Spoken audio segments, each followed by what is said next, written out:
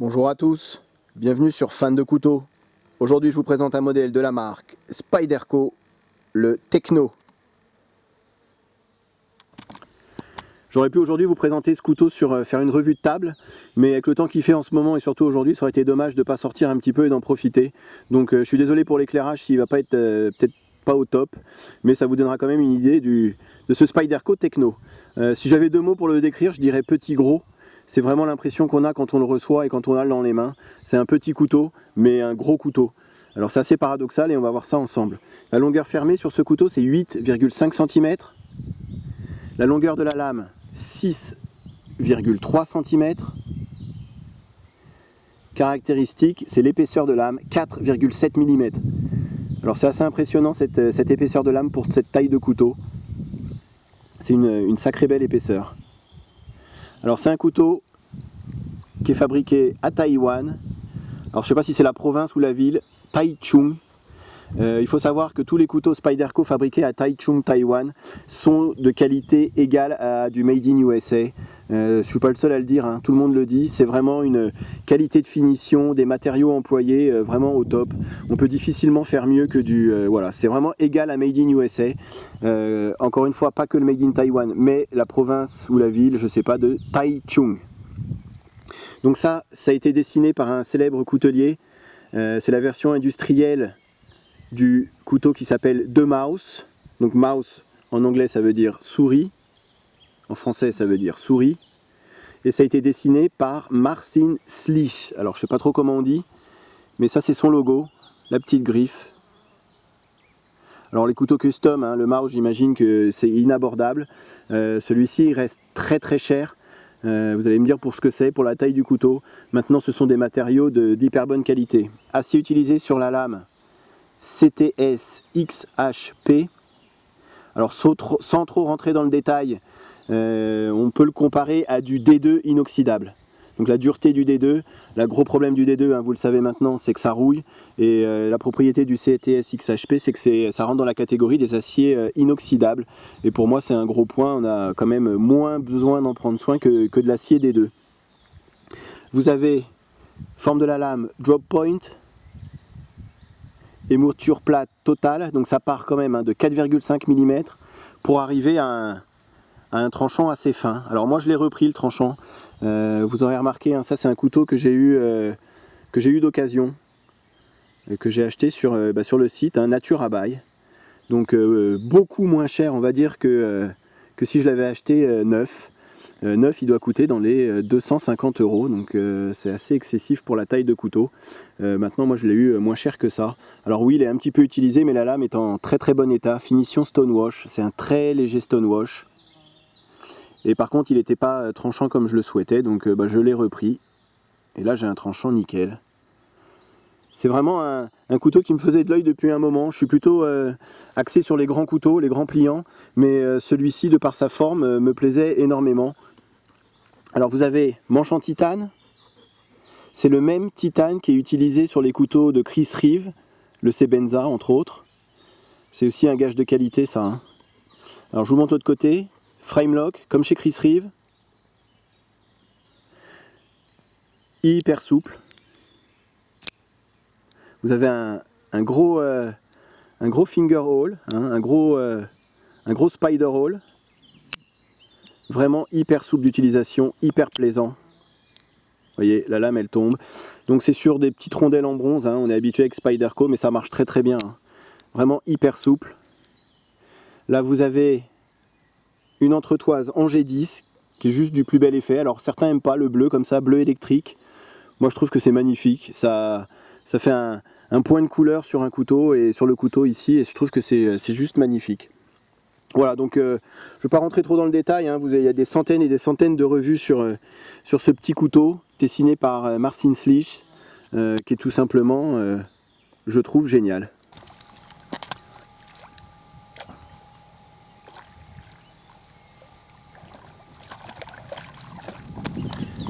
Le poids sur ce couteau, 102 grammes.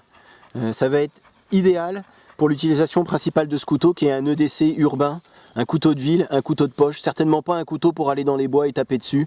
C'est vraiment le petit couteau de poche par excellence, pas du tout agressif. Celui-là, il fera peur à personne. Il fait même, pour certains, avec ce bleu électrique, il peut faire un peu jouet, entre guillemets. Donc vraiment pas du tout d'agressivité dans ce couteau-là. C'est plutôt pas mal quand vous le sortez en public. Ça fera peur à personne. Je voulais vous parler aussi, dernière chose, le pocket clip.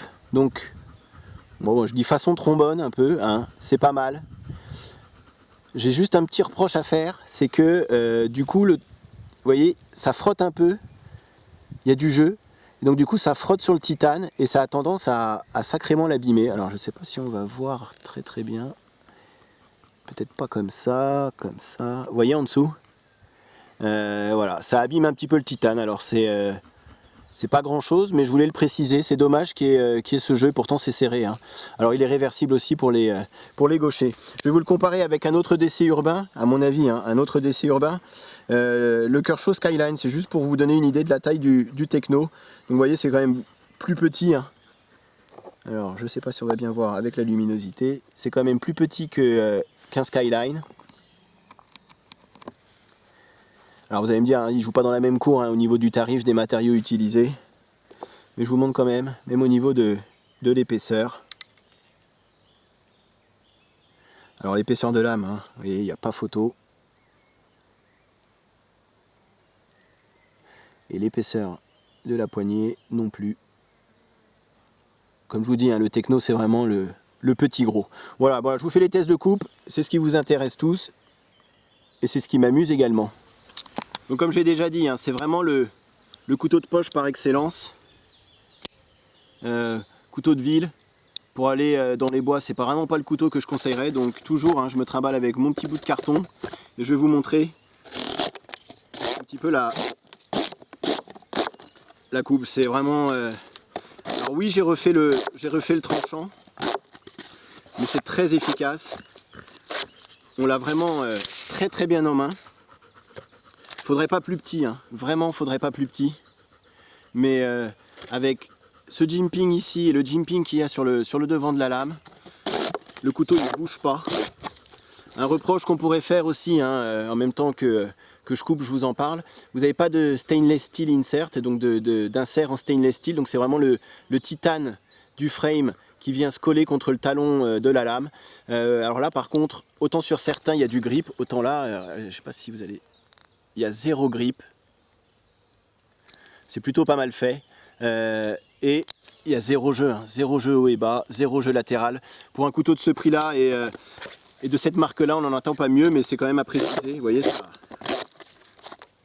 Un super petit couteau qui coupe très fort.